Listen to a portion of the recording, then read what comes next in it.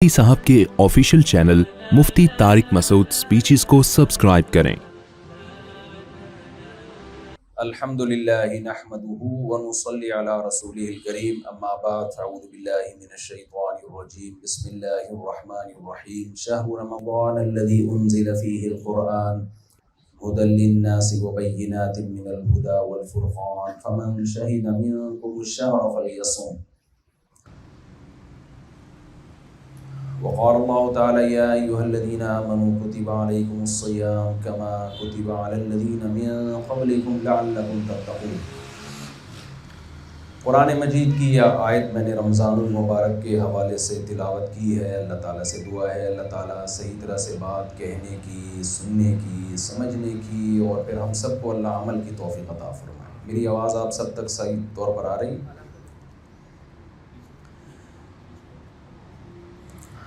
देखें, रमज़ानुल मुबारक की आमद है। हम मुसलमान हैं, पूरी दुनिया में एक हलचल मिल जाती है। क्यों दिए अल्लाह ने हमें रोज़े? क्या चाहता है अल्लाह ताला हमसे?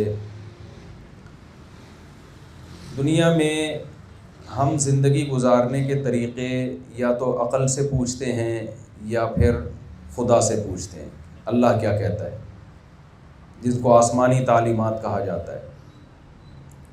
पहली बात तो ये ज़हन में रखें, आसमानी तालीमात, खुदाई तालीमात इस्लाम के सिवा किसी के पास भी नहीं है। दावे हैं लोगों के, ईसाइयों के दावे हैं, यहूदियों के दावे हैं, सिखों के दावे हैं, हिंदुओं के दावे हैं, लेकिन वो निरे दावे ही दावे हैं। इस वक्त दुनिया में दो ही ताकतें हैं, दो ही क़ुव्वतें हैं। एक सेकुलर लिबरल लोग जो मज़हब के मुनकिर हैं, मुल्हिद लोग, एथियस्ट लोग, वो कहते हैं इंसान इंसानों के लिए ख़ुद कानून साज़ी करेगा, इंसान इंसान को बताएगा कि क्या सही है और क्या गलत है। दूसरी तरफ एक मज़हब है जो कहता है कि नहीं, हम सब ग़ुलाम हैं जिसने हमें पैदा किया था। एक क्रिएटर है, इस कायनात का एक बनाने वाला है, उसी ने इंसान को बनाया, तो वो फ़ैसला करेगा कि तुम्हें ज़िंदगी किन उसूलों पे गुजारनी है। अब जो खुदाई तालीमात के दावेदार हैं उनमें इस्लाम ही है जो खुदाई तालीमात पेश भी करता है, अल्लाह की तालीमात बताता भी है, बाकियों के पास कुछ भी नहीं है। मैं इसकी एक अक्सर बयानात में एक मिसाल देता हूँ। आपके पास किसी मुल्क का सफ़ीर आए, फ़र्ज़ कर लें कि अमेरिका ने किसी को सफ़ीर बना के भेजा, पैगाम देके हुकूमत पाकिस्तान के नाम, और एक पेपर पे अपना पूरा पैगाम लिख दिया, मैसेज लिख दिया। अब हुआ ये कि जो सफ़ीर था ना, उसी की ड्रेसिंग में 3-4 आदमी और भी आ गए, और सबकी जेब में पर्चियाँ भी हैं और सब ने जाली कार्ड भी बनवा लिए। अब आप कंफ्यूज हो रहे हो कि इसमें अमेरिका का सफ़ीर सच्ची मुच्ची वाला कौन सा है, झूठी मूठी का कौन सा है। अब आप परेशान हो रहे हो कि किसके पैगाम पे मैं एतमाद करूं। तो इसका एक आसान तरीक़ा तो ये है कि आप USA एम्बेसी को, कौंसलेट को कॉल करके पूछ लें, आप भाई इन 4 बंदे हैं, वीडियो कैमरे में बता दो इस तुम्हारा वाला असल सफ़ीर है कौन सा। तो अगर डायरेक्ट रब्ता हो सकता हो तो बड़े आराम से ही मसला हल हो जाएगा। डायरेक्ट अगर रब्ता आपका मुमकिन नहीं है तो फिर आप कहोगे यार पैगाम दिखाओ क्या लिखा हुआ है। 3 आदमियों के पास से कोई पैगाम ही नहीं निकला, जेबें ही खाली हैं, या जेब में पैगाम तो निकल रहा है लेकिन कीड़े मकोड़े बने हुए हैं, तो समझ में ही नहीं आ रहा लिखा हुआ क्या है। और जिसके पास से पर्ची निकली उसमें समझ में तो आ रहा है क्या लिखा हुआ है, लेकिन वो लिखा हुआ ऐसा है कि इंसान कह रहा है ये अमेरिका ये फजूल बातें नहीं कर सकता। तो यकीनन फिर वही मुतय्यन हो जाएगा, वही एक बंदा सही रह जाएगा जिसके पास एक प्रॉपर वे में एक मैसेज है जो आपकी नेचर को अपील करता है। आप कहते हैं यार ये लगता है भाई ये USA ने मैसेज भेजा है। तो अल्लाह ताला ने पैगंबरों को भेजा, मुख्तलिफ़ मज़ाहिब दुनिया में आए, बहुत सारे मज़हबों के दावे हैं कि हमारे पास है असल खुदाई तालीमात। हिंदू कहते हैं भाई हमें पता है भगवान क्या कहता है, सिख अपना दावा करते हैं, ईसाई अपना दावा करते हैं, मोहम्मद सल्लल्लाहु अलैहि वसल्लम ने भी दावा किया। لیکن ہم جب ان تمام سفیروں کا پیغام پڑھتے ہیں تو ہندوؤں کے پاس سے جو پیغام نکلتا ہے اس میں پتھر کی بنی ہوئی مورتیاں ہیں جن کے سامنے ہم نے جھکنا ہے، اس میں گائے کا کو مقدس بنایا گیا، بہت ساری ایسی چیزیں ہیں جو انسانی نیچر کہتی ہے کہ یہ خدائی تعلیمات نہیں ہو سکتی۔ وہ کیوں کہے گا کہ پتھروں کے سامنے سر جھکاؤ؟ وہ کیوں کہے گا کہ جو چیز مقدس لگے اس کو خدا بنا لو؟ عیسائیوں کے پاس کوئی پیغام ہی نہیں ہے سوائے 2-4 باتوں کے، تبھی ان کے مذہب میں آپ دیکھیں صرف اتوار کے دن چرچ رہ گیا ہے، باقی سب ختم ہو گیا۔ تو نہ یہودیوں کے پاس ہے، لیکن آج اسلام کے پاس آج بھی پیغام ہے۔ جب محمد صلی اللہ علیہ وسلم سے ہم پوچھتے ہیں کہ اللہ ہم سے کیا چاہتا ہے، تو آپ الحمد سے لے کے والناس تک پوری کتاب پیش کر دی آپ نے۔ تو یہ چاہتا ہے اللہ ہم سے۔ بھائی اس کتاب میں تو سارے احکام نہیں ہیں، بہت ساری چیزیں ایکسپلین کرنے کی ہیں، تو وہ ہمارے پاس حدیثوں کی کتابوں کا پورا مجموعہ ہے۔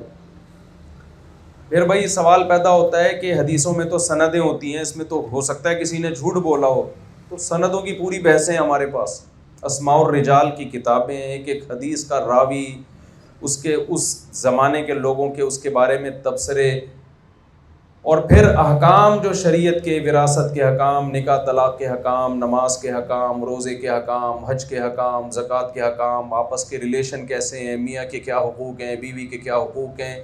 کوئی ایک چیز ایسی نہیں ہے جو اسلام نے جس میں ہمیں گائیڈ نہ کیا ہو، اور وہ فطرت کو اپیل بھی کرتی ہیں۔ جبھی 1400 سال سے مسلمان ان لاز کو فالو بھی کر رہے ہیں، 1400 سال کا عرصہ تجربے کے لیے کوئی کم نہیں ہوتا۔ اگر یہ قانون غلط ہوتے تو تباہ ہو چکے ہوتے، ختم ہو چکے ہوتے، فنا ہو چکے ہوتے۔ میں جب مدرسے میں گیا نا اسلامی قانون پڑھنے کے لیے، تو ہمارے ہاتھ میں جو کتاب آئی وہ 1200 سال پرانی تھی۔ میں نے کہا یار 1200 سال پرانی کتابیں اب تک چل رہی ہیں۔ اس دور میں فقہا نے جو قرآن و حدیث سے اسلامک لاء کو لکھا وہ وہی آج تک چلی آ رہی ہے۔ تو اب ہمارے پاس 2 ہی چیزیں رہ گئی ہیں، ایک اسلام یا پھر الحاد۔ تیسرا آپشن ہمارے پاس نہیں، یا تو ہم اپنی عقل سے خود فیصلہ کریں، یا ہمارے پاس ایک آپشن ہے بھائی کوئی ہمارا بنانے والا ہے، کوئی خدا ہے جس نے ہمیں پیدا کیا، تو وہ میں نے بتایا وہ اسلام کے علاوہ کوئی اور گائیڈ کرتا ہی نہیں ہے ہی نہیں کسی کے پاس گائیڈنس۔ بات کو مختصر سمیٹتا ہوں میں اس بات کو کہ میں اکثر لوگوں سے کہتا ہوں کہ مفتی صرف اسلام میں کیوں ہوتے ہیں؟ دوسرے مذہبوں میں مفتی مذہبی اسکالر ہوتے ہیں، ان کے ہاں روحانی پیشوا ہوتے ہیں، دم درود والے، مسائل بتانے والے مفتی نہیں ہوتے، کیونکہ مسائل ان کے پاس ہیں ہی نہیں۔ عیسائی فالو کرے گا USA کے لاء کو، اگر وہ امریکہ میں رہتا ہے، اگر وہ UK میں رہتا ہے تو UK کے لاء کو فالو کرے گا۔ ان کے پاس عیسائیت کا الگ سے لاء نہیں ہے، چند چیزوں کے علاوہ، 2-4 چیزوں کے علاوہ کچھ بچا نہیں۔ تو اب ہمارے پاس 2 ہی راستے رہ گئے ہیں، یا تو ہم اللہ کے آگے جھک جائیں، جو ہمیں وہ کہہ رہے ہیں ہم کرتے چلے جائیں، یا پھر ہم ہر چیز کا فیصلہ کس سے کروائیں؟ عقل سے۔ یونائٹڈ نیشن جو لاء دنیا کو بنا کے دیتی ہے، وہ چند ذہین لوگ دنیا میں جمع ہوتے ہیں اور وہ انسانیت کے لیے فیصلہ کرتے ہیں کہ کیا چیز انسانیت کے لیے بہتر ہے اور کیا چیز انسانیت کے لیے نقصان دہ ہے۔ تو ان کا یہ فیصلہ کرنا کہ کیا بہتر اور کیا نقصان دہ، اس کے پیچھے عقل ہے، اس کے پیچھے مذہب نہیں ہے۔ اسلام کا یہ دعویٰ ہے کہ اللہ نے انسان کو جتنی بھی صلاحیتیں دی ہیں وہ محدود دی ہیں، وہ ایک حد تک ان صلاحیتوں سے فائدہ اٹھا سکتا ہے، اس سے آگے نہیں جا سکتا۔ آپ وزن 2 کلو اٹھا لیں گے، 10 کلو اٹھا لیں گے، اس سے زیادہ نہیں اٹھا سکتے۔ ٹانگوں میں اللہ نے چلنے کی طاقت دی، آپ ایک حد تک چل سکتے ہیں، اس کے بعد تھک جائیں گے آپ۔ تو اللہ یہ کہتے ہیں وَمَا أُوتِيتُم مِّنَ الْعِلْمِ إِلَّا قَلِيلًا، تمہاری عقل جو ہے نا وہ بھی ایک حد تک آگے جا سکتی ہے، اس سے آگے نہیں جا سکتی۔ اس لیے عقل اور مذہب کا جب ٹکراؤ ہوگا نا تو عقل کو چاہیے کہ وہ ہتھیار کس کے آگے ڈال دے؟ وہ اللہ کے آگے ہتھیار ڈال دے۔ یہ میں اس لیے اتنی لمبی میں نے تمہید پیش کی ہے کہ آج ہمارے مسلمانوں میں بھی ایک بہت بڑا طبقہ اسلام کے جتنے احکام ہیں نا اس میں میخیں نکال رہا ہے کہ ایکچولی یہ میری سمجھ میں نہیں آ رہا، اصل میں یہ یوں نہیں ہے، اصل میں یہ یوں ہونا چاہیے، اصل میں یہ یوں۔ میرا ایک کلپ بہت زیادہ آج کل وائرل ہو رہا ہے کہ اسلام نے مرد کو ڈیورس کا حق دیا ہے, عورت کو ڈیورس کا حق نہیں ہے, وہ یک طرفہ خلا نہیں لے سکتی اسپیسیفک چند صورتوں کے جس میں مرد ظلم کر رہا ہو. نارملی اگر مرد اس کے بیسک حقوق ادا کر رہا ہے تو پھر عورت کے پاس یہ آپشن نہیں ہے کہ وہ مرد کو چھوڑ کے چلی جائے, اس کو مرد کو طلاق پہ راضی کرنا پڑے گا. اس پہ بہت سارے لوگ اشکال کر رہے ہیں, یہ کیا بات ہے, مرد جب چاہے چھوڑ دے, عورت جب چاہے نہیں چھوڑے, تو یہ تو ظلم ہو رہا ہے. تو ہر چیز میں نا لاجک لاجک لاجک. میں لوگوں سے کہتا ہوں اگر یہ ظلم تھا تو 1400 سال سے مسلم جو خاندان ہے وہ اتنے بہترین طریقے سے کیوں چلتے آ رہے ہیں. آپ کو پتہ ہے پوری دنیا میں, یہ میرا موضوع نہیں ہے, میں بھی رمضان کی طرف آ رہا ہوں, یہ تو کچھ تھوڑی سی تمہید میں کچھ باتیں کرنی پڑتی ہیں. تو آپ کو پتہ ہے نا پوری دنیا میں اس وقت صرف فیملی سسٹم مسلمانوں کا باقی رہ گیا ہے. اور کمال کی بات یہ ہے کہ مسلمانوں میں ڈیورس بہت آسان ہے. اور دنیا میں جتنے, ایک صاحب نے مجھ سے سوال پوچھا کہ اسلام نے ڈیورس زبان پہ رکھ دیا, زبان سے نکل گیا, غصے میں رشتہ ختم, تو اتنے قریبی رشتے کو اتنی آسانی سے اسلام کیوں توڑ دیتا ہے؟ میں نے کہا مجھے بتائیں کہ دنیا میں لا کیا ہے علیحدگی کا. کورٹ میں جانا پڑتا ہے, فیسیں دینی پڑتی ہیں, اس میں پھر جج ملاپ کی کوشش کرتا ہے, اس کے بعد جا کے رشتے ٹوٹتے ہیں. بہت مشکل ہے ان کے ہاں ڈیورس کا ہونا. میں نے کہا لیکن ڈیورس ریشو کس میں زیادہ ہے؟ جن کے ہاں ڈیورس بہت آسان ہے ان میں ڈیورس ریشو سب سے کم ہے, اور جن کے ہاں ڈیورس بہت مشکل ہے ان میں ڈیورس ریشو سب سے زیادہ ہے. تو کوئی تو خوبی ہوگی اس سسٹم میں جو اللہ نے بنایا ہے. تو اپنی عقل کو اللہ رسول کے آگے ڈال دینا چاہیے. تو یہ رمضان کا بھی مسئلہ ایسا ہی ہے, حج کا مسئلہ بھی ایسا ہی ہے, زکوٰۃ کا مسئلہ بھی ایسا ہی ہے. اب رمضان میں بھی ایسے ہو رہا ہے کہ آج کل بہت سارے فلاسفر آ گئے ہیں کہ روزہ تو ایکچولی اس لیے ہمیں حکم دیا گیا تھا, اور روزہ رکھنے کا تو اصل میں اس وجہ سے حکم دیا گیا تھا, وہ وجہ نہیں پائی جا رہی, تو روزہ چھوڑا جا سکتا ہے. آج نے دیکھا ہوگا کچھ اسکالرز آئے ہیں جو آج کل فتویٰ دے رہے ہیں کہ کل آپ کا اگر پیپر ہے تو آپ رمضان کا روزہ چھوڑ سکتے ہیں. دلیل یہ دے رہے ہیں کہ جب سفر میں شریعت نے روزہ چھوڑنے کی اجازت دے دی تو پیپر تو پوری قوم کا مستقبل داؤ پہ لگا ہوا ہے. تو میں یہاں آپ کو ذرا پکا کرنا چاہتا ہوں کہ میں اور آپ جو ہے نا اپنی عقل کو قرآن و سنت سے آگے لے جانے کی کوشش نہ کریں. کیونکہ مذہب اگر اس چیز کا پابند ہوتا ہے نا کہ جو چیز آپ کی عقل میں آ رہی ہے وہی قانون دے, تو پھر ہمیں اللہ کی ضرورت نہیں تھی, پھر ہمیں اللہ کی ضرورت ہے نہیں. تو اب یہاں بھی ایسا ہے, رمضان کے روزوں میں انسان کتنی ٹف لائف ہو جاتی ہے اس کی. تبھی گورے روزہ نہیں رکھتے, فاسٹنگ کرتے ہیں کچھ وقت کے لیے صحت بنانے کے لیے. ایسے روزے نہیں رکھتے جیسے ہم روزے رکھتے ہیں. صبح سحری کرنا, اتنے دیکھیں ایک سوال پیدا ہوتا ہے نا, اللہ تعالیٰ نے ہمیں بھوکا رکھنا بھی تھا تو ویسے اللہ کہتے تھے 13 گھنٹے چھوڑ دو, صبح 8 بجے سے لے کے رات 8 بجے تک. کتنا ٹف ٹائم دیا جاتا ہے رمضان میں. ایسے وقت میں ہمیں سحری کا حکم دیا جا رہا ہے جب پوری دنیا میں کوئی بھی اس وقت نہیں کھاتا. ہم نے جاپانیوں کو دیکھا, تھائی لینڈ میں دیکھا, لوگ جلدی ناشتہ کرتے ہیں, وہ بھی اتنی جلدی نہیں کرتے. یہ کھانے کا ٹائم ہے ہی نہیں. پوری دنیا میں کہیں بھی کوئی بھی دنیا میں کوئی قوم ہم نے نہیں دیکھی ہے جو اس ٹائم پہ کھانا کھاتی. لیکن اللہ نے کیا حکم دیا, کلوا واشربوا حتی یتبین لکم الخیط الابیض من الخیط الاسود من الفجر. فجر طلوع ہونے سے پہلے تک تم کھا سکتے ہو. ثم اتموا الصیام الی اللیل. پھر تم نے روزے کو کھینچنا ہے, لمبا کر کے لے کے جانا ہے غروب آفتاب تک, سورج کے غروب ہونے تک. کنٹینیو 1 مہینہ آپ سے اور ہم سے ہماری خواہشات چھڑوائی جاتی ہیں. دیکھیں دنیا میں 2 فلسفے ہیں سکون کے. ایک عقل پرستوں کا ہے. عقل پرست کہتے ہیں کہ انسان کی جب تمام خواہشات پوری ہو جائیں گی تو وہ سکون اور اطمینان کی زندگی میں چلا جائے. کو مادہ پرستی کہا جاتا ہے. مذہب کا دعویٰ یہ ہے کہ انسان کی اگر تمام خواہشات پوری ہوں تو محمد صلی اللہ علیہ وسلم کی صحیح بخاری صحیح مسلم کی حدیث ہے, لو کان لابن آدم وادی من ذهب احب ان یکون له وادیان. کہ اگر انسان کی ساری خواہشات پوری ہوں، اور اس خواہشات پوری ہوتی ہیں اکثر پیسے سے، تو اتنا پیسہ دے دیا جائے کہ سونے کی ایک وادی دے دی جائے، 2 پہاڑوں کے درمیان سونا بھر کے دے دیا جائے، تو مادہ پرست انسان کیا کہے گا؟ بھائی اگر کسی کو یہ کچھ مل گیا تو وہ سکون اور اطمینان کی زندگی میں آ جائے گا، یہی کہے گا نا، عقل پرست تو یہی کہتے ہیں۔ لیکن وحی کی جو تعلیمات ہیں، مذہب جو ہے وہ کہتا ہے نہ، یہ سکون میں نہیں آئے گا، یہ چاہے گا کہ اس کے لیے 2 ہو جائیں۔ یہ کیا چاہے گا کہ یہ ایک سے یہ سونے کا جو جنگل ملا ہے اس کو، یہ اگلے ہی دن سے اس کی ٹینشن شروع ہو جائے گی کہ یہ 2 پہاڑوں کے درمیان جو مجھے گولڈ ملا ہے، یہ جتنا ہے اتنا اور ہو جائے، تو ٹینشن ختم ہونے والی نہیں ہے، یہ بڑھے گی ٹینشن۔ ہم جب یہ حدیث پڑھتے تھے نا تو ہم کہتے تھے یار یہ نبی نے کہا ہے صحیح ہوگا، لیکن سمجھ میں آنے والی بات نہیں ہے۔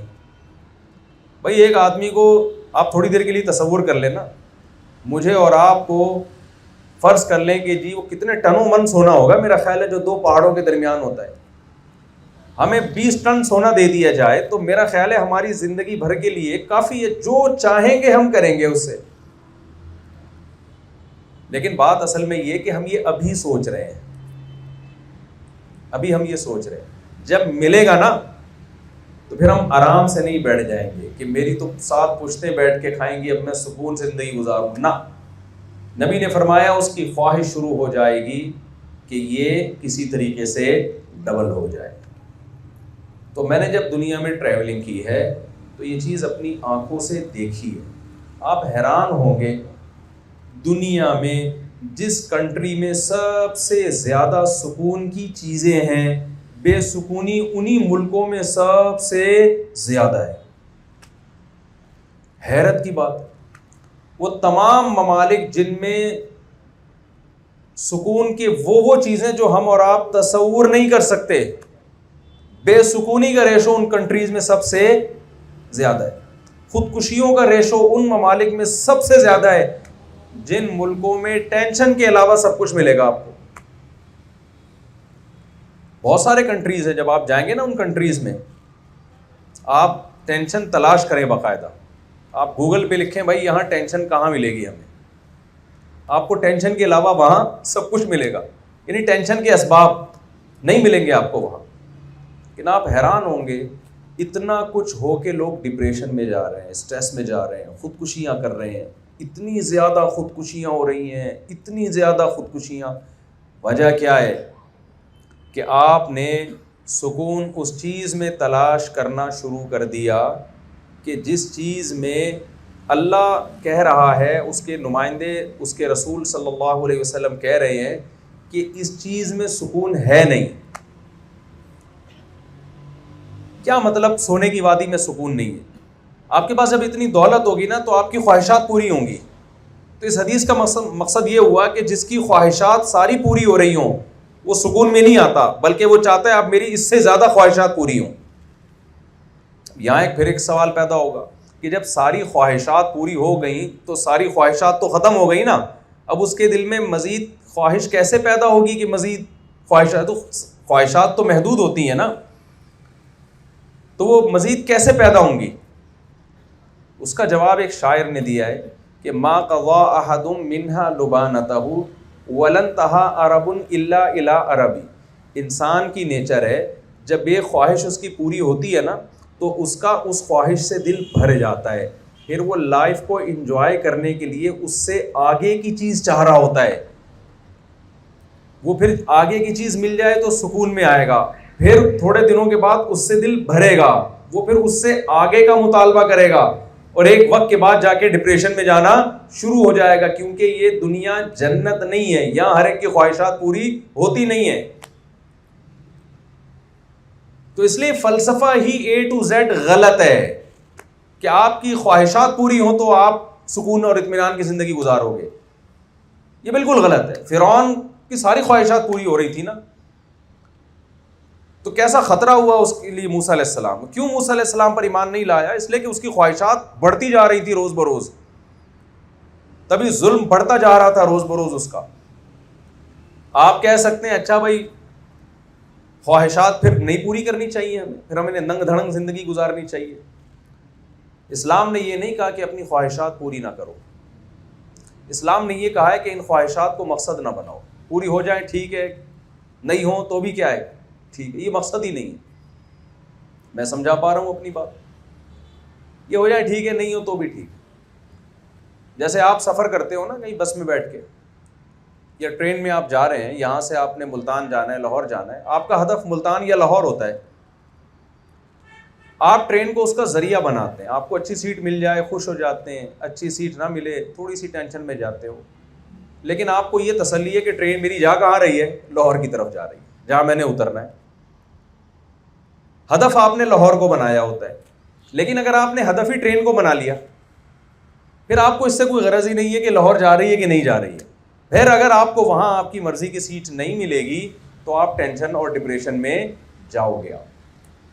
اور اپنی مرضی کی مل گئی تو اس سے دل بھر جائے گا آپ کا، کیونکہ آپ نے ہدف کس کو بنا لیا ہے، ٹرین کو بنا لیا. اور جب آپ لاہور پہ جا کے اترو گے تو آپ پاگل ہو جاؤ گے، بلکہ لاہور اترنے سے پہلے لاہور کا سوچ سوچ کے پاگل ہو جاؤ گے، کیونکہ آپ نے منزل کس کو بنا لیا تھا، ٹرین کو بنا لیا تھا. آپ کا مقصد ہی ٹرین تھی.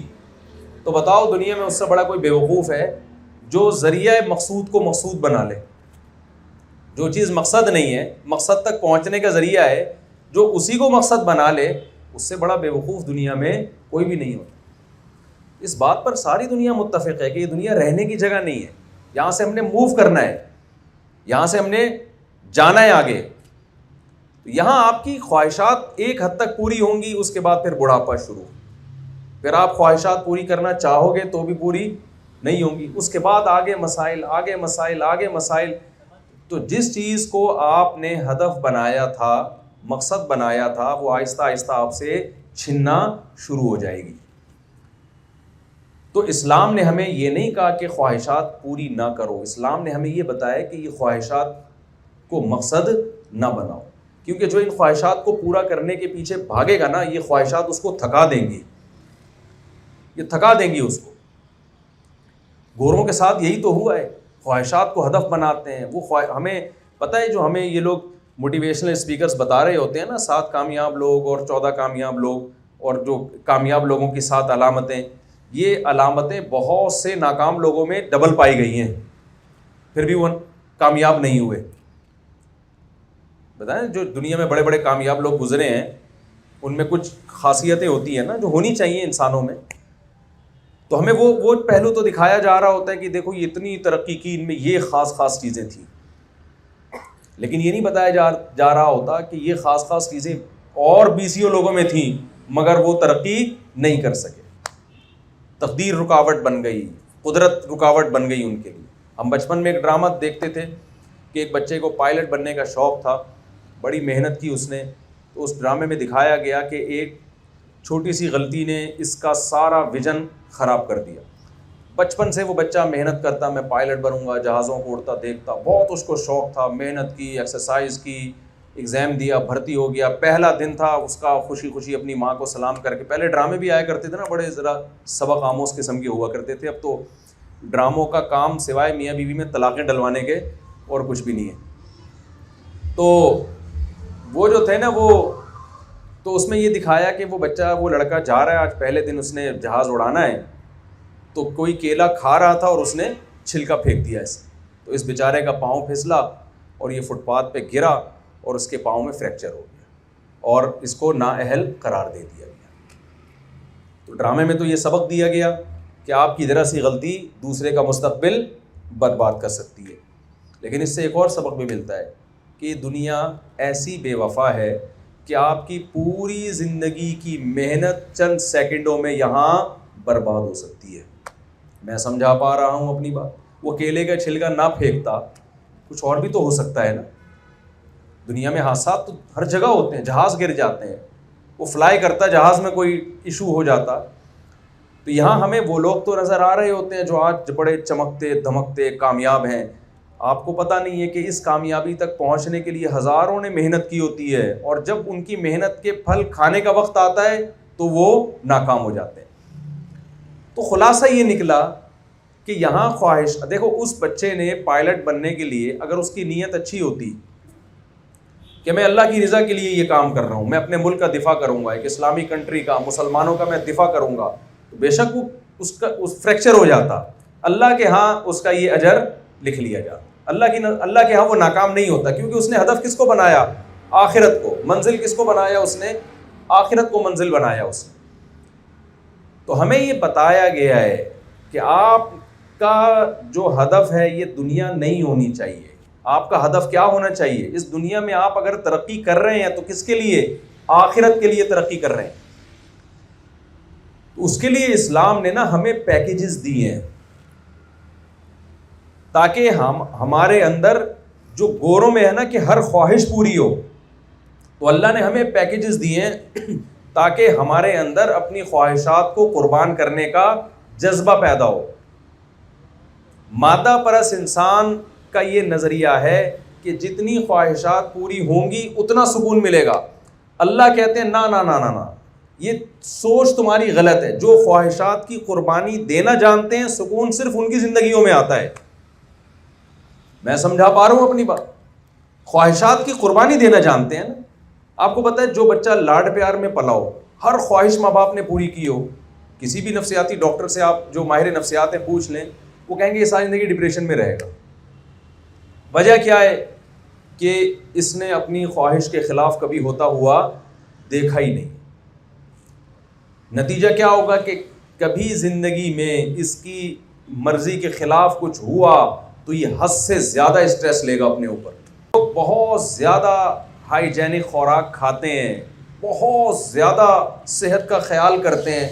آپ نے دیکھا ہوگا بیمار بھی زیادہ تر وہی لوگ ہوتے ہیں. ہمارے ایک دوست تھے، وہ بیمار ہو گئے. تحقیق سے پتہ چلا کہ وہ پانی جو ہے نا نیسلے کا بوائل کر کے پیتے ہیں. ایک تو پانی بھی وہ صاف ستھرا پانی ہے، اوپر سے اس کو بھی بوائل. تو اتنے چھوئی موئی بن گئے تھے وہ، یعنی اتنا زیادہ صاف پانی پی پی کے ایسے چھوئی موئی بن گئے تھے کہ ایک دن نہاتے ہوئے شاور سے پانی تھوڑا سا ان کے حلق میں اتر گیا. وہی پانی ان کا بیڑا غرق کرنے کا ذریعہ بن گیا، کیونکہ ان کی باڈی میں امیون سسٹم ہی کا ہی بیڑا غرق ہو چکا تھا. تو ہر چیز میں اعتدال ضروری ہے نا.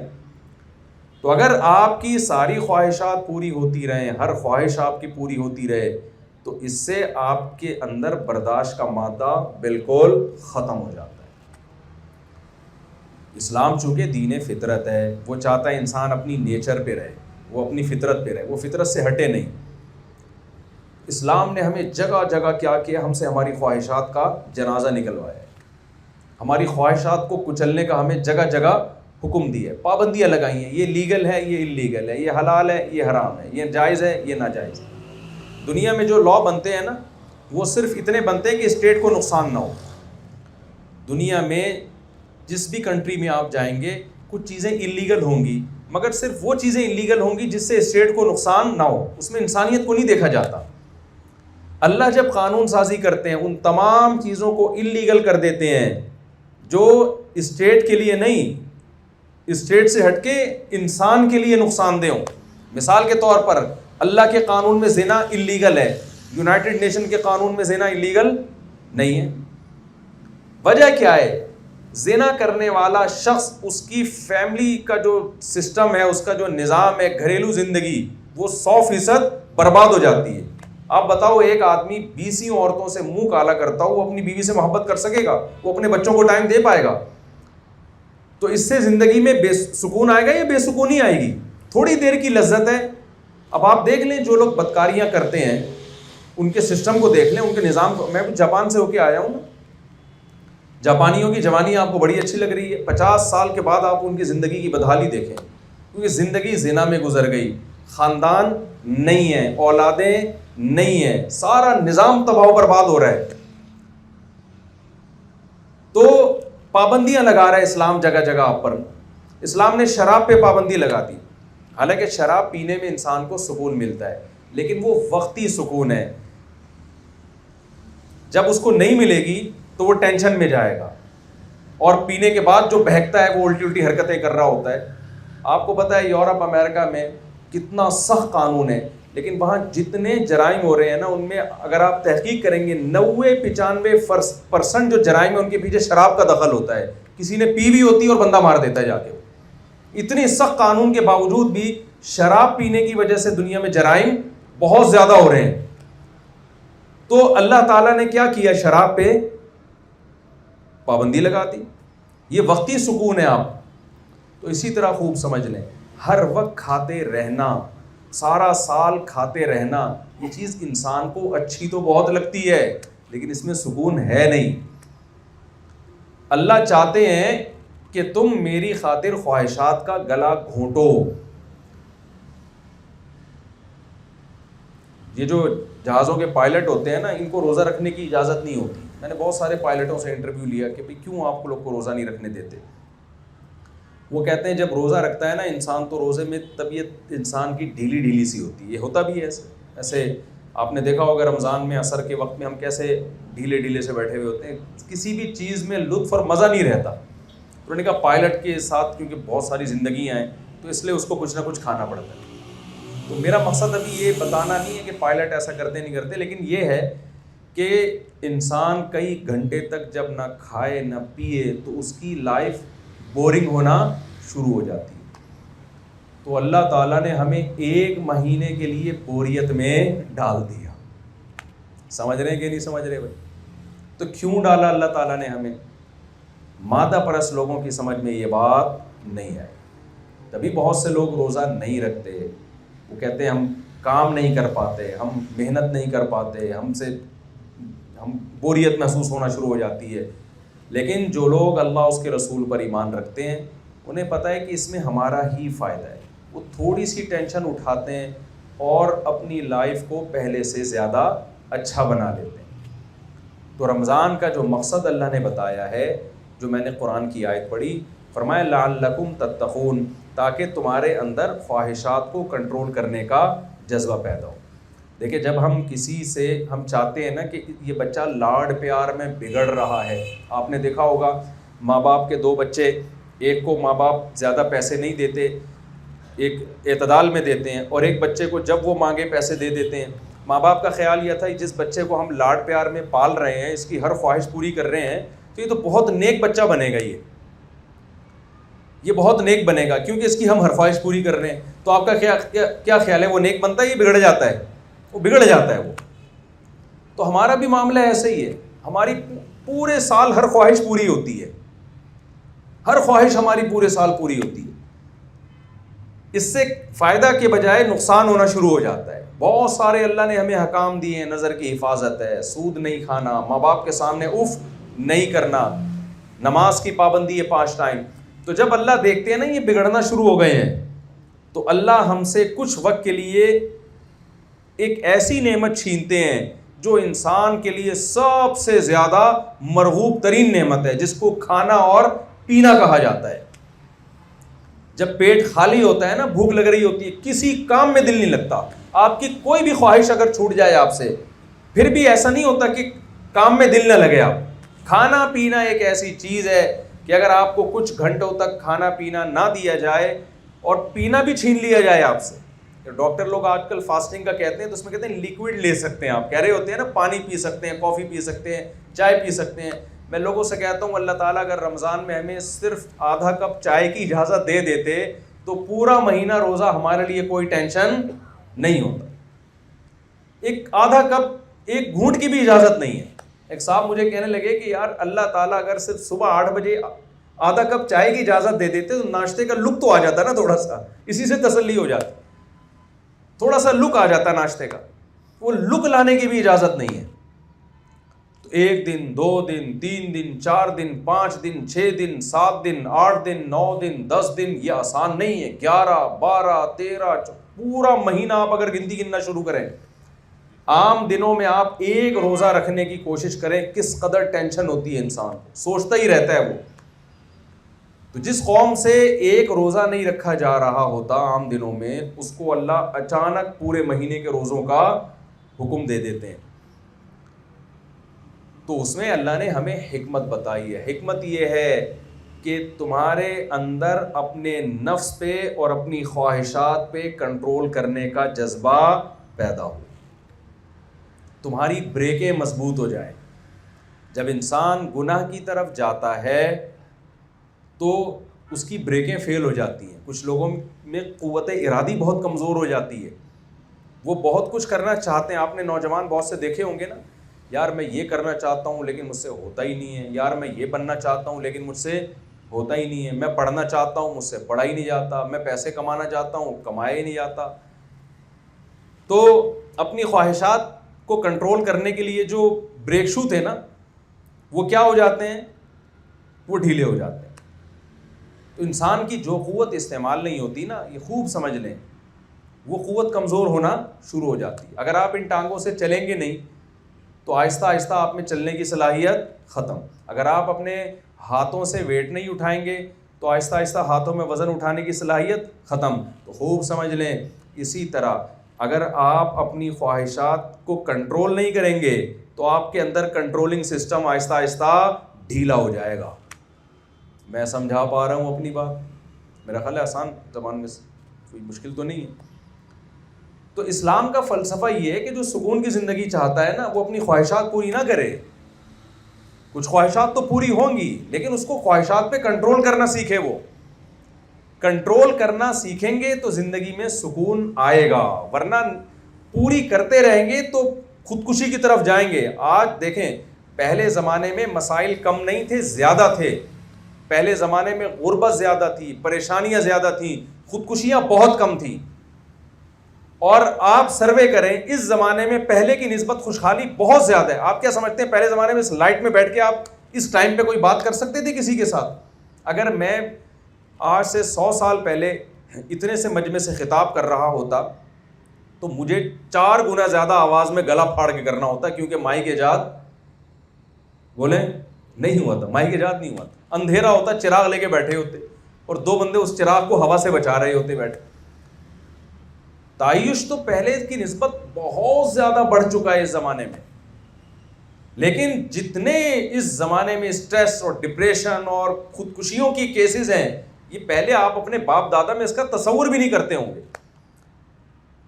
تو خواہشات ساری پوری ہونے سے بھائی زندگی میں سکون نہیں آتا. خواہشات کو لگام دینے سے سکون آتا ہے. کچھ لگام دیں گے تو پھر دیکھیں, جب ہم روزہ رکھتے ہیں تو پھر افطاری کا مزہ آتا ہے نا, کھانے کا بھی مزہ آنا شروع ہو جاتا ہے. پھر تبھی نبی صلی اللہ علیہ وسلم نے فرمایا للصائم فرحتان, روزے داروں کے لیے 2 خوشیاں ہیں.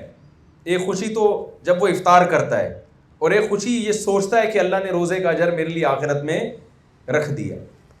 تو رمضان میں روزے تو امید ہے انشاءاللہ آپ سب لوگ رکھیں گے, لیکن میرا مقصد ابھی روزے کی ترغیب دینا نہیں ہے. میرا مقصد ابھی یہ ہے کہ جس کام کے لیے روزہ ہم سے رکھوایا جاتا ہے نا, اس کام کو بھی فوکس کریں. وہ ہے ہماری کنٹرولنگ پاور کیا ہو جائے, بڑھ جائے. دیکھو, ڈاکٹر جب آپ کو کوئی دوا دیتا ہے نا, تو وہ دوا میں آپ کی کوئی بھی نیت ہو, وہ دوا اپنا کام کرے گی. آپ کے سر میں درد ہو رہا ہے, آپ کو بخار ہو رہا ہے, ڈاکٹر نے کہا کہ یہ 2 گولی پیناڈول کھا لیں. آپ نے نیت کی کہ میں نیت کرتا ہوں پیناڈول سے کہ میرا پیٹ ٹھیک ہو جائے, تو اس نیت کا کوئی فرق اثر پڑے گا بھائی؟ وہ جا کے کس کا وہ سر کا درد, وہ پیٹ کا قبض, ٹھیک آپ کو قبض بھی تھا, آپ نے 2 گولی کھائی کہ بھائی ڈاکٹر نے تو اس دی ہے کہ سر درد صحیح ہوگا, لیکن میں نیت کرتا ہوں میں یہ گولی اس لیے کھا رہا ہوں تاکہ میرا قبض ختم ہو جائے, تو ہو جائے گا ختم بھائی. وہ دوا جس کام کے لیے بنی ہے نا, وہ وہی کام کرے گی. لیکن جو روحانی دوائیں اللہ نے ہمارے لیے رکھی ہیں, جیسے نماز کے بارے میں کہا ان الصلاۃ تنہی عن الفحشاء والمنکر, بے حیائی سے روکتی ہے. روزے کے بارے میں کہا کنٹرولنگ پاور کو بڑھا دیتا ہے روزہ. تو یہ جو روحانی دوائیں ہیں نا, جو ہمیں اندر سے ہماری الائٹمنٹ کو صحیح کرتی ہیں اور ہمیں ٹھیک کر دیتی ہیں, تو ان میں جب تک اپنے آپ کو ٹھیک کرنے کی نیت نہیں ہوگی, دوا اثر بولیں نہیں کرے.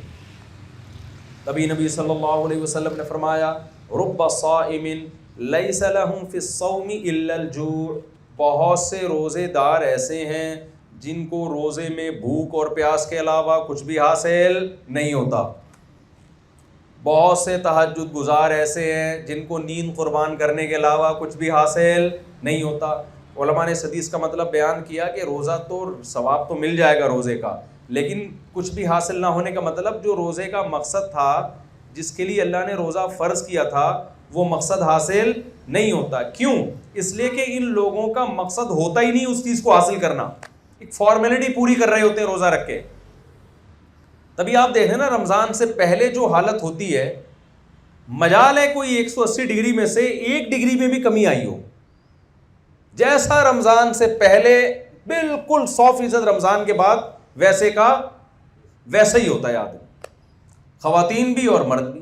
بلکہ اعتکاف میں تو ہم نے دیکھا ہے کہ وہ رمضان کے آخری عشرے میں شروع ہو جاتے ہیں کہ اب عید کے بعد ہم نے کیا کیا ڈرامے کرنے ہیں, ہم نے جا کے اس کی پہلے سے پلاننگ بنا رہے ہوتے ہیں. ایک خاتون نے مجھے دبئی سے فون کیا, کہا کہ میرے شوہر رمضان میں نیک بن جاتے ہیں اعتکاف میں خاص طور پر, تو وہ ٹی وی کی کیبل شیبل نکال کے جاتے ہیں اعتکاف میں اور کہتے ہیں کہ میں خود نہیں فون کروں گا کیونکہ میں اعتکاف میں آخری دن ہوگا تو میرا اعتکاف خراب نہ ہو جائے, تم خود خیال کرنا.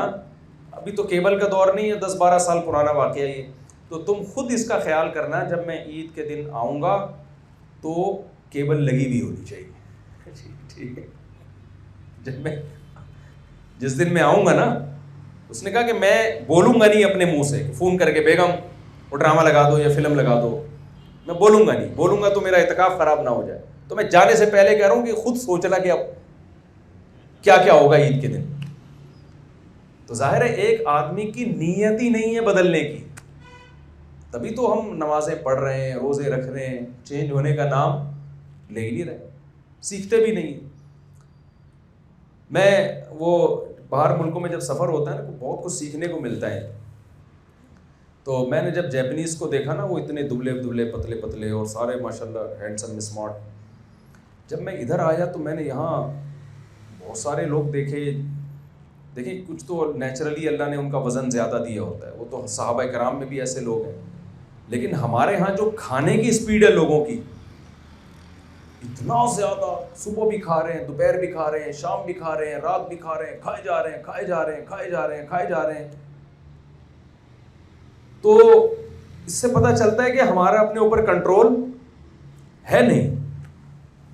تو مجھے خیال ہوا کہ یار وہ غیر مسلم قوموں نے کنٹرول کیا ہوا ہے اپنے کھانے پر, ہم لوگوں نے کنٹرول نہیں کیا ہوا. ہمارے تیجے کے کھانے الگ, 40ویں کے کھانے الگ, میلاد شریف کے کھانے الگ, دیگوں کے, یعنی اتنی قسموں کے کھانے اسلام میں داخل کر لیے. حالانکہ اسلام میں روزہ ہے, کھانا صرف ولیمہ پہ ملتا ہے ہمیں, بقرعید, عید اور ولیمہ اس کے اور عقیقہ, یہ 4 کھانے تو ہمیں ملتے ہیں اسلام میں.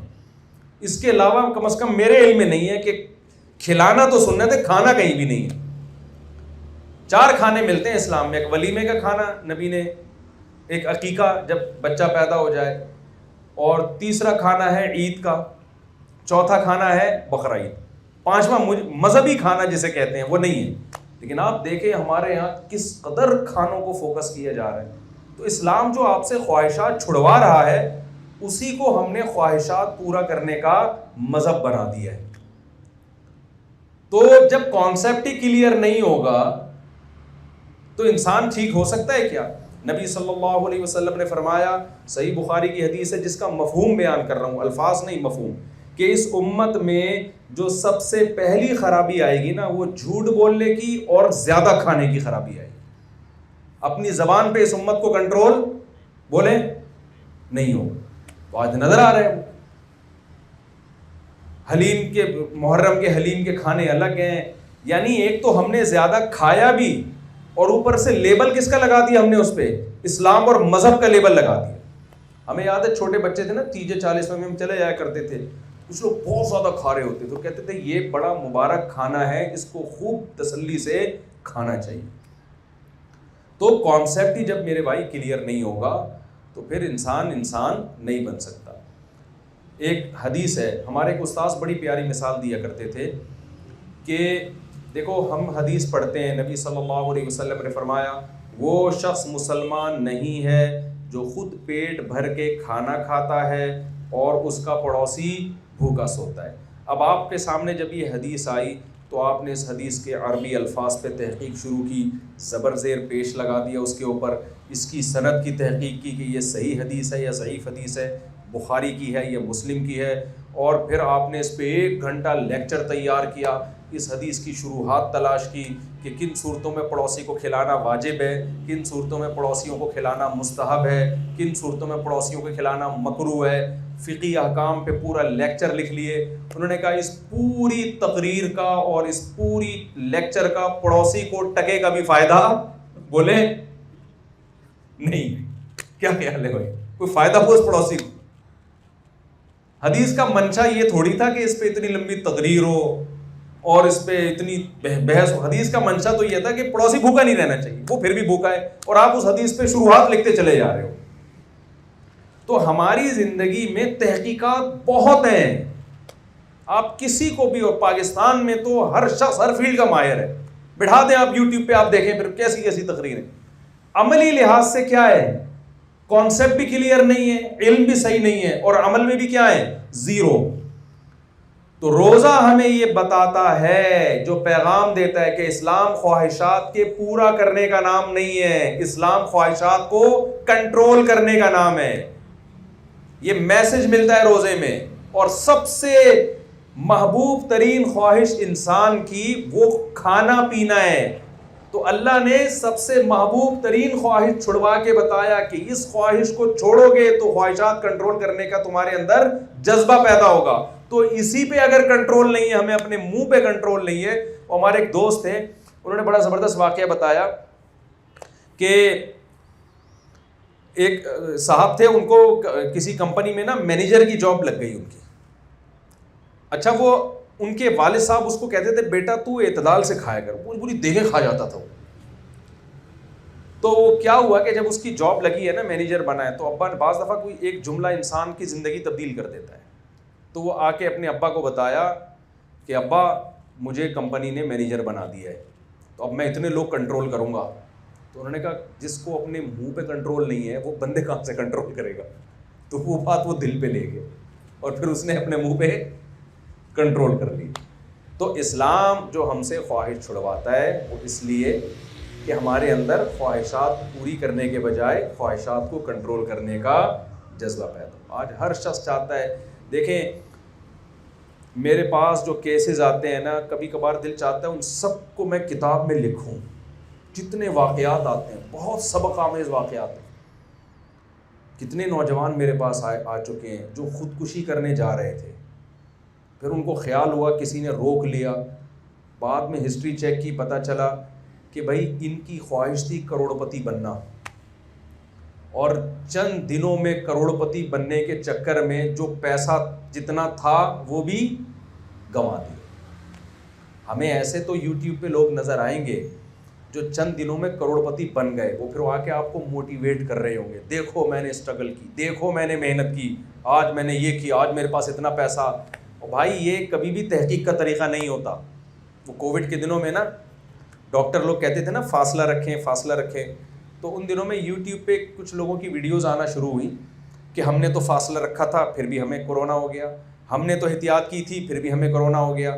تو لوگ میرے پاس وہ ویڈیوز بھیجتے تھے کہ دیکھو انہوں نے اتنی احتیاط کی پھر بھی ہو گیا، اس کا مطلب احتیاط کی ضرورت نہیں ہے. میں نے کہا کبھی بھی کسی چیز پہ ایسے تحقیق نہیں ہوتی. تحقیق کا طریقہ یہ ہے کتنے لوگوں نے بے احتیاطی کی اور کتنے لوگوں نے احتیاط کی.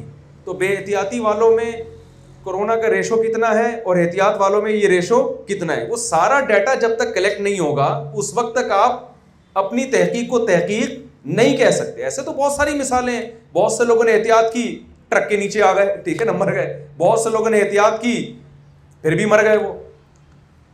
لیکن بہت سے لوگوں نے احتیاط نہیں کی اور پھر بھی زندہ ہیں وہ. ایک دفعہ میں نے بیان کیا، میں نے کہا بھائی یہ آپ خوراک پہ کنٹرول کرو. یہ گٹکے پان، کراچی کے لڑکے تھے نا، ان میں نے بیان کی، یہ گٹکے پان سگریٹ کینسر کا ذریعہ ہے، کتنے لوگ مر رہے ہیں اس سے.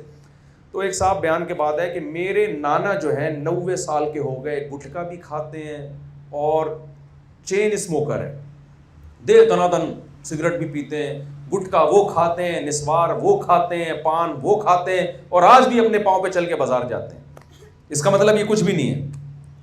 میں نے کہا بھائی تحقیق اس کو نہیں کہتے. تحقیق اس کو کہتے ہیں کہ سارے چین اسموکر اور گٹکے پان والوں کو آپ جمع کریں اور پھر ان میں دیکھیں آپ کے نانا جیسے کتنے ہیں.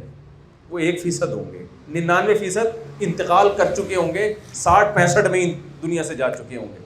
تو ایک آدھ تو ہوتا ہے ایسے, 2-4 لوگوں کو دیکھ کے تھوڑی کبھی تحقیق کی بنیاد رکھی جاتی ہے.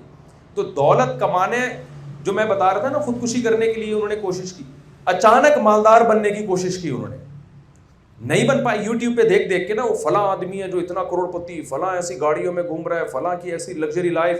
پھر جب وہ گھر جاتے ہیں تو ان کو اپنا وہ جو کھٹولا ہے اور وہ جو اپنے کپڑوں کے پوٹلے ہیں وہ ان کو اچھے نہیں لگ رہے, ڈپریشن میں جاتے ہیں, اسٹریس میں جاتے ہیں. بھائی کمپرومائز کر لو, اعتدال کے ساتھ کمانے کی کوشش کرو, کما لو ٹھیک ہے, نہیں کر کوئی بات نہیں. خواہشات پوری کرنے کی جگہ جب آپ روزہ چھوڑتے ہو تو کھانا ہی 30 دن تک اسکپ کر دیتے ہو. تو جو آدمی کھانا ہی قربان کرنے کا جذبہ پیدا ہو تو اس کو دال پھر اچھی لگے گی نہیں لگے گی کہ یار تو جب میرے اندر یہ کنٹرول ہے کہ میں کھائے بغیر زندہ رہ سکتا ہوں, تو اگر دال مل رہی ہے تو پھر زیادہ بڑی نعمت ہے. جب بھی انسان اپنے سے کم کا سوچتا ہے نا, تو جتنا مل رہا ہوتا ہے اس پہ وہ خوش ہوتا ہے, اور جب اپنے سے اوپر کا سوچنا شروع کر دے گا تو اسٹریس اور ڈپریشن کے علاوہ کچھ بھی حاصل نہیں ہو. تو اسی مہینے 2 کیس خودکشی کے آ چکے ہیں میرے پاس. ایک تو بیچارہ, دونوں الحمدللہ نہیں کی, ظاہر ہے کی ہوتی تو میرے پاس کہاں آئے ہوتے, تو اخبار میں آئے ہوئے ہوتے وہ لوگ, وہ پتہ نہیں کتنے کر چکے ہوں گے اب تک. تو آج نوجوانوں میں کیا ہے, ہم نے پیسہ کمانا ہے, پیسہ کمانا ہے, تو نہیں کما پاتے بھائی. یہ تو اللہ کی طرف سے ہوتا ہے, کوئی کما لیتا ہے کوئی نہیں. تو آپ کیوں قناعت سے کام نہیں لیتے, اپنی خواہشات کو محدود کیوں نہیں کر لیتے؟ آپ کیوں نہیں کہہ لیتے کہ اگر میرے پاس پیسے نہیں ہیں تو کوئی بات نہیں, میں رکشے میں چلا جاؤں.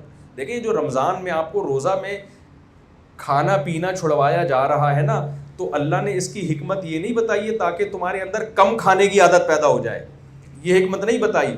اللہ نے حکمت بتائی لعلکم تتقون, ہر قسم کی خواہش کو کنٹرول کرنے کی عادت پیدا ہو جائے. اگر تمہارے میں خواہش ہے کہ تمہیں لینڈ کروزر میں گھومنے کا شوق ہے اور پیسے نہیں ہے, تو تمہیں اپنی اس خواہش پہ کنٹرول کرنے کی عادت پڑ جائے. اگر تمہاری یہ خواہش ہے کہ میں 1 کروڑ روپے مہینے میں کمایا کروں اور نہیں کما پا رہے, تو تمہیں اپنے اس خواہش پہ کنٹرول کرنے کا تمہارے اندر طاقت پیدا ہو جائے. جتنا ہے اس پہ راضی ہو جاؤ.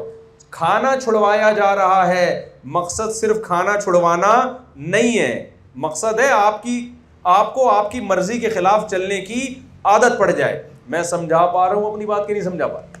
تو اب کرنا کیا ہے رمضان میں؟ آخری بات, یہ رمضان اس جذبے سے گزارنا ہے کہ میں نے اپنی خواہشات کو کنٹرول کرنا. اچھا یہ بھی ایک اسلام کا حسن ہے. دنیا میں بہت سے مذہب ایسے ہیں جو آپ سے آپ کی ہر حلال خواہش چھڑوا دیتے ہیں. ہندوؤں میں آپ نے دیکھا ہوگا کرالنگ کرتے ہوئے جا رہے ہیں, لمبی لمبی, کپڑے نہیں پہن رہے اور گوشت نہیں کھا رہے. ایک صحابی نبی کے پاس آئے, یا رسول اللہ, حضرت عائشہ سے فرمایا کہ میں تو کبھی بھی زندگی میں گوشت نہیں کھاؤں گا, اس لیے کہ یہ تو لذیذ چیز ہے, تو اپنی خواہشات کے خلاف چلوں گا میں. تو آپ صلی اللہ علیہ وسلم نے اس عمل کو پسند نہیں کیا, اس لیے کہ اسلام یہ دین فطرت ہے. اللہ تعالیٰ کہتے ہیں یہ چیزیں میں نے تمہارے لیے پیدا کی ہیں, تو میرا مقصد تمہیں یہ چیزیں چھڑوانا نہیں ہے. مقصد یہ ہے کہ ان چیزوں میں پڑھ کے اللہ کو نہ بھول جاؤ, اور ان چیزوں میں پڑھ کے خواہشات کے غلام نہ بن جاؤ. غلام بنے ہوئے آج ہم خواہشات کے. کتنے کیسز آتے ہیں نا, شوہر مالدار تھا, ذرا سا غریب ہو گیا, بیگم بھاگ گئی, خلا لے لیا, برداشت ہی نہیں ہو رہا. بیگم میں تھوڑا سا کوئی عیب پیدا ہو گیا تو بھائی شوہر کو چاہیے گزارا چلا یار, کوئی بات نہیں, دنیا مسافر خانہ ہے, یہ خواہشات پوری کرنے کی جگہ تھوڑی ہے نہ. وہ ڈپریشن میں چلا گیا. ابھی ریسنٹلی 1 ہفتہ پہلے ایک صاحب آئے, مجھے کہنے لگے, میں لڑکا تھا نوجوان, میں بہت ٹینشن میں. میں نے کہا کیا ہو گیا؟ کہہ رہے میری شادی 1 سال ہو گئی ہے لیکن مجھے بیوی پسند نہیں ہے. 1 سال ہو گیا, بچہ بھی ہو گیا, مگر مجھے اپنی وائف پسند نہیں. تو میں نے کہا کیا 1 سال چھوڑو یار, سب کو تھوڑی پسند ہوتی ہے, کسی کو خوبصورت مل جاتی ہے, کسی کو درمیانی مل جاتی ہے, اور سال ہو گیا, بچہ ہو گیا, اب تم کہہ رہے ہو. خیر میں نے تو پھر اس کو وہی فسادیوں والا مشورہ دیا کہ ایک اور کر لو, لیکن یہ کہ ابھی میں خواتین بھی بیان سن رہی ہیں, یہاں وہ والے مشورے نہیں دوں گا میں. لیکن وہ اتنی ڈپریشن میں, اتنی اسٹریس میں, بھائی اس کی علامت ہے کہ آپ دنیا کو خواہشات کی جگہ سمجھتے ہو. میں نے کہا یار کل تمہاری بہن بیٹی ہو اور بہنوں یہ 1 سال کے بعد بولے مجھے آپ کی بہن پسند نہیں آ رہی, اور طلاق دے کے گھر بٹھا دے, کیا گزرے گی باپ کے اوپر؟ آج کل طلاق یافتہ لڑکیوں کا ہماری سوسائٹی میں کیا حشر ہوتا ہے. گزارا چلاؤ بھائی, نہ تو جب ہر آدمی نے یہ ٹھان لی ہے کہ میں نے اپنی تمام خواہشات یہاں ہی پوری کرنی ہے، تو یہ آپ ڈائری میں نوٹ کر لیں، اس کا مطلب آپ اپنے آپ کو ڈپریشن اور ٹینشن کا مریض بنا رہے ہو۔ خواہشات پوری ہوتی نہیں ہے، یہ ناممکن ہے۔ ایک خواہش پوری ہوگی وہ 10 انڈے بچے پیدا کر کے جائے گی، اور پھر وہ جب پوری کریں گے تو وہ 100 خواہشات جنم دے کے جاری ہو۔ آپ اپنے حکمرانوں سے آپ اندازہ لگا لو نا، کتنی دولت، کتنی دولت۔ کبھی آپ نے ایک کسی ارب پتی کو دیکھا جو کرپشن کر کے ارب پتی بنا ہو، اور ارب پتی بننے کے بعد کرپشن سے توبہ کر لی ہو اس نے؟ کوئی دنیا میں ایک مثال ہے کہ یار چونکہ میں نے چوری سے کمایا لیکن اب کما لیا نا، چلو اب چوری سے توبہ کر لو؟ کوئی ایک دیکھا آپ نے؟ نہیں کرتے بھائی، کیونکہ دل پیٹ بھرتا ہی نہیں ہے، کیا کھا لے گا، کیا پہن لے گا، کیا۔ تو اس لیے اللہ تعالیٰ نے ہمیں رمضان دیا کہ بھائی تھوڑا سا دوسرا رخ بھی ہے، مادہ پرست بننے کی کوشش نہ کرو۔ نماز دی ہمیں، رات کو نیند قربان کرنی ہے، پھر دوپہر کو کاروبار چھوڑنا ہے، پھر عصر میں کام چھوڑنا ہے، پھر مغرب میں اپنے گھر بار کو چھوڑ کے مسجد میں حاضری، پھر عشاء میں، بار بار بار بار۔ تو جو لوگ اس طرح کی قربانیاں دیتے رہتے ہیں ان کی زندگیوں میں سکون رہتا ہے، اور جو یہ قربانیاں نہیں دیتے ان کی زندگی سے بھی سکون نکلتا ہے اور ان کے گھروں سے بھی سکون نکلتا ہے۔ میرے پاس جو گھروں میں زیادہ تر بے سکونی کے کیسز آتے ہیں وہ ان گھروں میں زیادہ آتے ہیں جن کے پاس سکون کی تمام چیزیں میسر ہیں۔ ماں باپ نے بچوں کی ہر خواہش پوری کی ہوتی ہے، ان سے قربانیاں دلوائی نہیں ہوتی جو اللہ اس کے رسول نے حکم دیا جن قربانیوں۔ تو نتیجہ کیا نکلتا ہے کہ ان بچوں کو پھر ماں باپ بھی برے لگنے، کیونکہ دیکھیں ماں باپ کو پالنا بھی یہ خواہشات کی قربانی دیے بغیر ممکن نہیں ہے، کیونکہ اب بوڑھے باپ سے آپ کو فائدہ تو کچھ ہے نہیں، بوڑھی ماں اور باپ سے۔ تبھی تو گوروں نے کیا کیا، ابا 60 سال ہوتے ہی اولڈ ہاؤس ان کا مقدر ہے۔ وہ کہتے ہیں یار لائف کو انجوائے کرنے میں، کباب میں جو اس زندگی کی کباب میں سب سے بڑی ہڈی ہے، گورا کہتا ہے وہ ہمارے ابا اور ہماری اماں ہیں۔ تبھی گوروں نے ابا اور اماں کے لیے کیا رکھے ہوئے ہیں؟ بول لینا آپ لوگ، اولڈ ہاؤس رکھے ہیں۔ کہتے ہیں یار جب ہم پیدا لائف کو انجوائے کرنے کے لیے ہوئے ہیں تو یہ کباب میں ہڈی کھانسیں گے، کیا کریں گے ہمارے؟ وہ نچوڑنا تھا وہ تو نچوڑ لیا نا بچپن میں ابا اماں کو اس نے۔ تو ماں باپ کو بھی وہی رکھے گا بڑھاپے میں جس کو اپنی خواہشات پہ کنٹرول ہوگا، وہ غیرت اور حمیت کی بیس پہ قربانی دے گا۔ میں ایسے ایسے لوگوں کو جانتا ہوں 10 سال سے ابا کو لقوہ ہوا ہے، کوما میں گئے ہوئے ابا اور 10 سال ہو گئے وہ بیڈ پہ بیٹا ان کی خدمت کر رہا ہے۔ تو یہ جب ہی ہے جب آپ اپنے بچوں کے اندر قربانی کا جذبہ پیدا کریں گے، ان سے روزے رکھوائیں گے، ان سے تلاوت کروائیں گے، ان سے نماز ٹائم پہ پڑھوائیں گے، اور پھر ان سے اپنی خدمت بھی کروائیں گے۔ یہ بھی شریعت کا حکم ہے کہ اپنی اولاد سے آپ ابھی سے اپنی خدمت لیں تاکہ ان میں خدمت کا جذبہ پیدا ہو۔ آج ماں باپ بچے کی ہر خواہش پوری کر کر کے بچے کو بگاڑ دیتے ہیں۔ وہ بچہ پھر بڑے ہو کر آپ کی خدمت نہیں کرے گا، وہ چاہے گا جو چیز بھی میری خواہش میں رکاوٹ بن رہی ہے میں ان تمام چیزوں کو اپنی زندگی سے نکال دوں۔ تو اس رمضان میں اب کیا کرنا ہے؟ پہلی بات، ایک ڈائری لے کے نا جو بھی ہماری زندگی میں گناہ ہیں وہ تمام گناہوں کی ایک فہرست بنائیں۔ بھائی میں یہ بھی غلط کرتا ہوں، میں یہ بھی غلط کرتا ہوں، میں یہ بھی غلط کرتا ہوں۔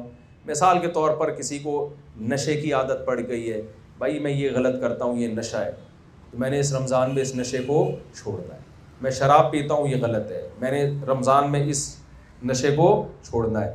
اور میں تو مشورہ دیتا ہوں سگریٹ بھی چھوڑ دو، حرام نہیں ہے لیکن کوئی حلال طیب بھی نہیں ہے۔ جب ایک چیز کا جو سگریٹ پینے والے ہیں نا، یہ پتہ ہے کیا کہتے ہیں ہمیں سگریٹ پی کے سکون ملتا ہے۔ ہم بے سکونی میں ہوتے ہیں، جب ہم سگریٹ پیتے ہیں تو کیا مل جاتا ہے؟ ذرا میرے ساتھ بولیں نا آپ لوگ، بے سکونی میں ہوتے ہیں، جب پیتے ہیں تو سکون میں آ جاتا ہے۔ بھائی وہ بے سکونی میں ہوتے ہی اس لیے ہو کہ پیتے ہو، نہیں پیو گے تو پینے کے بعد جو سکون ملتا ہے نا وہ پیے بغیر بھی وہی سکون ملے گا تمہیں۔ میرا خیال ہے میں سمجھا نہیں پا رہا ہوں۔ یہ ایسا ہی ہے جیسے ہیروئن کہتا ہے میں جب نہیں پیتا تو ڈپریشن میں جاتا ہوں اور جب پیتا ہوں تو سکون میں آ جاتا ہوں۔ اس کا مطلب پینی چاہیے، تو اس کا مطلب جو نہیں پی رہے ہیں، جن کو عادت ہی نہیں ہے، وہ تو پھر ہر وقت ٹینشن میں رہتے ہوں گے۔ بھائی یہ تو تمہیں پینے کے بعد سکون مل ہی اس لیے رہا ہے کہ تم پیتے ہو، پینا چھوڑ دو گے تو تھوڑے دنوں تک ٹینشن میں رہو گے، اس کے بعد نارمل کنڈیشن میں آ جاؤ گے۔ تو کتنی بڑی معذرت کے ساتھ کوئی حضرات یہاں بھی بیٹھے پیتے ہوں گے، لیکن ہے تو بہت پرلے درجے کی حماقت کی بات ہے یا نہیں ہے کہ ایک چیز کا کخ بھی فائدہ نہیں ہے، نہ اسے پی کے کوئی وائٹامنز مل رہے ہیں، کوئی منرلز مل رہے ہیں، کوئی انرجی مل رہی ہے، کچھ بھی نہیں مل رہا اسے پی کے آپ.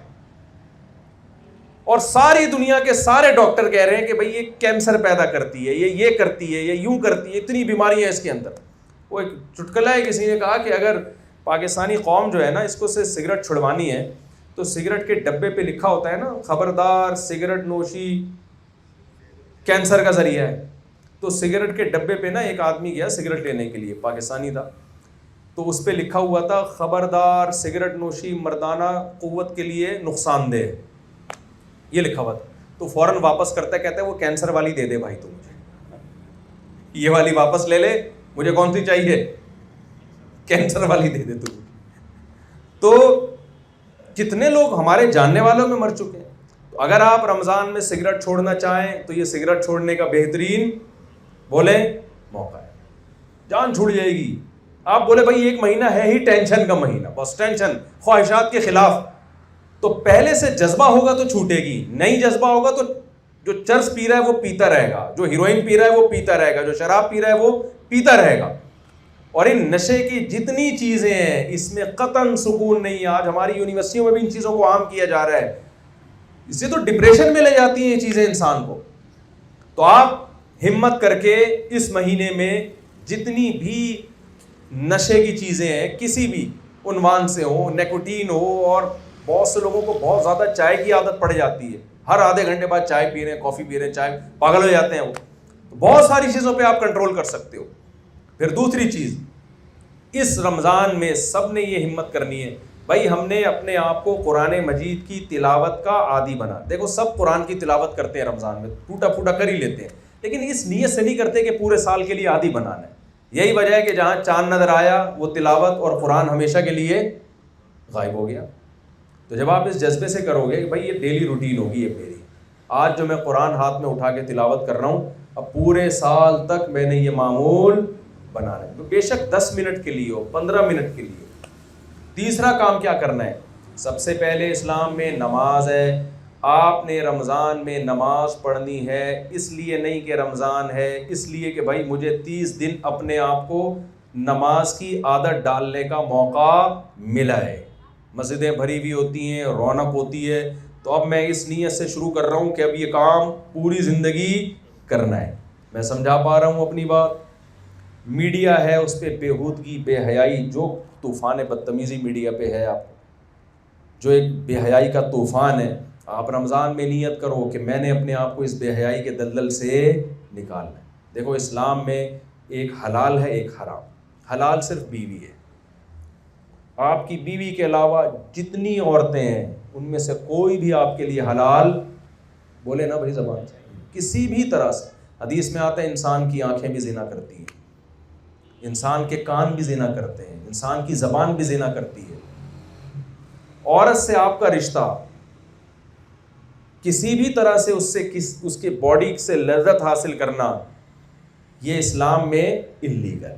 اللہ نے الا علی ازواجہم آپ کے لیے باؤنڈری بنا دی ہے. تبھی تو گوروں کا سارا خاندانی نظام کیا ہو گیا؟ تباہ و برباد ہو. جانوروں میں اور انسانوں میں فرق ہی یہی ہے کہ جانوروں میں فزیکل ریلیشن ہوتا ہے، نکاح نہیں ہوتا. انسانوں میں نکاح ہوتا ہے. میں سمجھا پا رہا ہوں اپنی بات؟ تو یہ نیت کرنی ہے آپ. اور چوتھا کام یہ ہے کہ دیکھیں، یہ بس آخری بات بتا کے میں اپنے بیان کو ختم کر رہا ہوں. چوتھا کام یہ ہے کہ جتنی بھی برائیاں ہیں نا دنیا میں، اور جتنی بھی ناکامیاں ہیں، ان میں سب سے جو برائی ہے نا، جو تمام برائیوں کی جڑ ہے، وہ ہے کم ہمتی، سستی، کاہلی اور کم ہمتی. کتنے لوگ بہت کچھ کرنا چاہتے ہیں، ان سے ہو نہیں پاتا. وہی وجہ ہے، کم ہمتی کی وجہ بھی ہے خواہشات کے آگے اپنے آپ کو بچھا دیا ہوتا ہے. کتنے لوگ ہیں وہ کیا چاہتے ہیں ہم صبح جلدی اٹھا کریں، اٹھا ہی نہیں جاتا. کتنے لوگ ہیں جو چاہتے ہیں ہم خوراک پہ کنٹرول کریں، ہوتا ہی نہیں ہے. کتنے لوگ ہیں جو چاہتے ہیں کہ ہم اپنا وزن کم کریں، نہیں ہوتا ان سے. کتنے لوگ ہیں جو چاہتے ہیں کہ ہمارے اندر ایک غصہ ہے, چڑچڑا پن ہے, ہم اس پہ کنٹرول کریں, نہیں ہو پاتا ان سے. تو آپ رمضان میں کم ہمتی کے بجائے آپ نے اپنے اندر کیا پیدا کرنی ہے؟ ہمت. اتنی بڑی قربانی اللہ, آپ خود سوچیں نا کہ کیا عام دنوں میں آپ کے لیے پاسبل ہے کہ صبح 4 بجے اٹھ کے کھائیں اور پھر مغرب کے بعد کھائیں؟ پورے سال یا کتنے لوگ ہوں گے جنہوں نے نفلی روزے رکھے ہوں گے؟ میرا خیال 1% بھی بمشکل ہوں گے. تو جب اتنی بڑی ہمت کا کام اللہ آپ سے رمضان میں کروا رہا ہے تو کیوں نہ اس ایک مہینے کو ایک ورک شاپ فرض کر لیں اپنے لیے آپ, کہ جس میں آپ کی ٹریننگ ہو رہی ہے. اس میں اپنی زبان پہ کنٹرول کرنا ہے, غصہ نہیں کرنا. آج نوجوانوں کا بہت بڑا مسئلہ ہے, ذرا سی بات پہ ایسا اچھلتے ہیں, کودتے ہیں, چیختے ہیں, چلاتے ہیں. قرآن مجید میں اللہ نے لقمان علیہ السلام کی نصیحت کا تذکرہ کیا کہ انہوں نے اپنے بیٹے سے کہا کہ وَغْضُضْ مِن صَوْتِكَ, اپنی آواز کو ہلکا رکھو. مسلمانوں کے گھروں میں چیخنے چلانے کا ماحول نہیں ہوتا, اگر ہو رہا ہے تو غلط ہو رہا ہے. یہ ہر ایک چیخ رہا ہوتا ہے دوسرے کے اوپر. اور لقمان علیہ السلام نے کیا کہا؟ ان انکر الاصوات لصوت الحمیر. بیٹا دیکھو سب سے بری آواز کس کی ہوتی ہے؟ گدھے کی. میں اس کو اس طرح سے ایکسپلین کرتا ہوں کہ گدھے کی بات بری نہیں ہوتی, اسٹائل برا ہوتا ہے. دیکھیں گدھا وہی بات کر رہا ہوتا ہے جو گھوڑا کر رہا ہوتا ہے, جو بلی کر رہی ہوتی ہے. خوراک چاہیے نا, کیا یہی ہوتا ہے نا اس کو, بھائی مجھے بھوک لگ رہی ہے, خوراک چاہیے. بلی میاؤں میاؤں کر کے آرام سے بتا دے گی, گھوڑا تھوڑا سا ہنہنائے گا, سمجھ جائے گا بندہ. لیکن گدھا ذرا سی بات کو لے کیا کرتا ہے؟ پورے پریشر سے ہوا بھرے گا اپنے اندر, پھر پورے پریشر سے نکالے گا, پھر پورے پریشر سے کھینچے گا, ایسا تماشا بنا کے پیش کرے گا. بھائی تو یہ بات آرام سے کر دیتا. میں ایک دفعہ کہیں کسی خطیب کو سن رہا تھا بیان میں, وہ بیان میں نا میں جب بیٹھا تو ایک تو مائک کی آواز بہت تیز تھی, پھر وہ اتنا گلا پھاڑ کے بیان کر رہے تھے کہ میرے کان بجنا شروع ہو گئے. تو انہوں نے بیان میں کہا حضرت علی نے فرمایا, ایسے چیخے نا. تو مجھے خیال ہوا میں ان کے پاس جا کے کہوں کہ کیا حضرت علی نے اتنا زور سے فرمایا تھا؟ جیسے حضرت علی نے آرام سے فرمایا تھا تو آپ بھی اسی طریقے سے یہ بات بولے بھائی آرام سے فرما دینا. وہ بھی تو آرام سے ہی فرما رہے تھے, تو اتنا چیخ رہے تھے.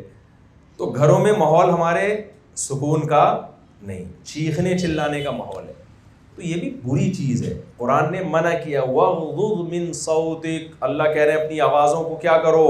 پست رکھو. کبھی مجبوری ہو, بہت ہی کوئی چنگیز خان سے لڑنا پڑ گیا ہے آپ کو, ایک الگ بات ہے. نارملی ہمیں حکم کیا ہے؟ آواز, اسلام کا حکم ہے یہ, آواز کو کیا رکھنا ہے؟ پست.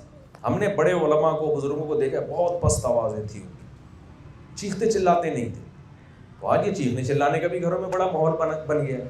تو آپ نے اس رمضان میں کنٹرول کرنا ہے کس پر؟ اپنی آواز پر. اور ابا اماں کے سامنے چیخنا تو اتنا بڑا جرم ہے, اللہ کہہ رہے اف نہیں کہنا ان کو, اف. باپ اور ماں کے سامنے تو بہت بڑا جرم ہے. تو آواز پہ کنٹرول کریں, خوراک پہ کنٹرول کریں, اپنی روٹین کو سیٹ کریں کہ یار یہ ایک مہینہ اللہ نے ہمیں مجاہدے کے لیے دیا ہے, اس میں ہم نے 180 ڈگری پہ کیا کر جانا ہے؟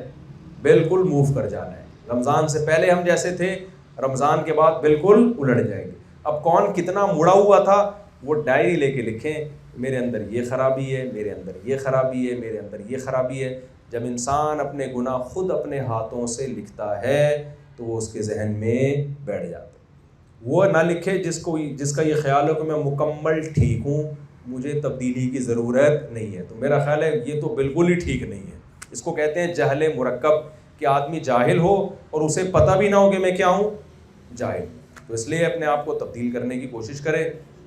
اور میں تو لوگوں سے یہ بھی کہتا ہوں کہ بہت سے دنیا کے کام بھی یعنی ہمت کے بغیر نہیں ہو سکتے, بہت سے دنیا کے کام بھی ایسے ہیں, تو ان میں بھی آپ روزے کا فائدہ اٹھا سکتے ہو.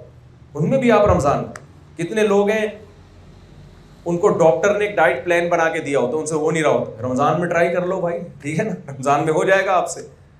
کتنے لوگ ہیں جن کو جو ہے وہ پڑھائی کا سوچ رہے ہوتے ہیں, رمضان میں جب آپ روزہ رکھ کے کوئی کام کرتے ہیں نا تو بہت مشکل ہوتا ہے, پھر بھی آپ نے اگر کر لیا تو کھانا کھا کے بہت آسان ہو جاتا ہے. پھر یعنی انسان زیادہ مشکل کام کرتا ہے نا تو اس سے آسان کام اس کے لیے اور زیادہ آسان ہو جاتا ہے. تو اللہ رمضان میں ہم سے زیادہ مشکل کام کروا رہے ہیں. دیکھو اللہ ہم سے حلال لذتیں بھی چھڑوا دیتے ہیں رمضان میں، تاکہ رمضان گزرنے کے بعد حرام سے بچنا آسان ہو جائے. حلال بھی چھڑوا دیتے ہیں اللہ تعالیٰ. تو انہی الفاظ کے ساتھ میں اپنی بات کو ختم کرتا ہوں، اور اللہ تعالیٰ اس رمضان کو ہمارے حق میں نعمت بنائے. تراویح کی پابندی کریں، کچھ اللہ کے سامنے کھڑے ہونا سیکھیں. تراویح میں فائدہ کیا ہوتا ہے؟ جب اتنی لمبی لمبی رکعتیں پڑھتے ہیں نا تو فرض نماز پڑھنا، آپ دیکھیں رمضان گزرتے ہی عشاء اتنی ہلکی لگنا شروع ہو جاتی ہے، ایسا لگتا ہے یار یہ تو کوئی مسئلہ ہی نہیں ہے، ہم نے خام اس کو ٹینشن لی ہوئی تھی. 4 فرض پڑھے، 2 سنت اور 3 وتر پڑھے، ختم. جب آپ پورا مہینہ تراویح پڑھیں گے تو اتنی لمبی لمبی تراویح ہوتی ہے. عشاء کے تو 4 فرض، 2 تراویح تو 20 رکعتیں ہوتی ہیں تراویح. خیر، تو ابھی وہ میں رکعتوں والے پھڈے میں نہیں پڑھنا چاہ رہا. آپ پڑھیں، ٹھیک ہے نا. تو اس کا فائدہ کیا ہوگا؟ جب 1 مہینہ یہ ٹینشن اٹھائیں گے تو اس کے بعد عشاء کیسی لگے گی آپ کو؟ بہت ہلکی لگے گی. تو آخری بات، بس سچی مچی کی آخری، جو کام مشکل لگ رہا ہو نا اس سے ڈبل مشکل ایک دفعہ کر دو.